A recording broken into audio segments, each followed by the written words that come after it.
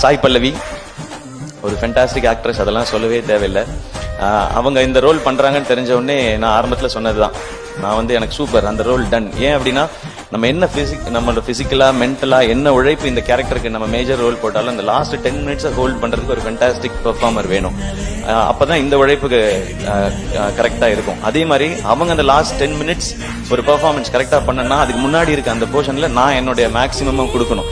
இது ரெண்டும் சரியா அமைஞ்சாதான் இந்த படம் ஸ்பெஷலா இருக்கும்ன்றது கதை கேட்கும்போது தெரிஞ்சது. இப்ப எல்லாரும் நீங்க ரெண்டு பேருமே ரொம்ப ரியலா இருந்தீங்க ஸ்கிரீன்ல அப்படின்னு சொல்றாங்க. கெமிஸ்ட்ரி சூப்பரா இருந்ததுன்னு சொல்றாங்க. இதுல என்ன பியூட்டினா, நீங்க படத்துல பாத்தீங்கன்னா குழந்தைகள் பார்க்க முடியாத மாதிரியோ இல்ல ரொம்ப நெருக்கமான காட்சிகளோ இந்த படத்துல கிடையவே கிடையாது. ஸ்டில் எல்லாரும் அந்த கெமிஸ்ட்ரியை ஃபீல் பண்றாங்க. அது வந்து அவங்க அந்த இடத்துல அந்த ஒரு ரோல் பண்ணது ஒரு மிக முக்கியமான காரணம்னு நினைக்கிறேன். அண்ட் சாய் பல்லவி வந்து எப்பவுமே ஒரு ஃபென்டாஸ்டிக் பெர்ஃபார்மர், நிறைய மெமரபிள் ரோல்ஸ் பண்ணியிருக்காங்க.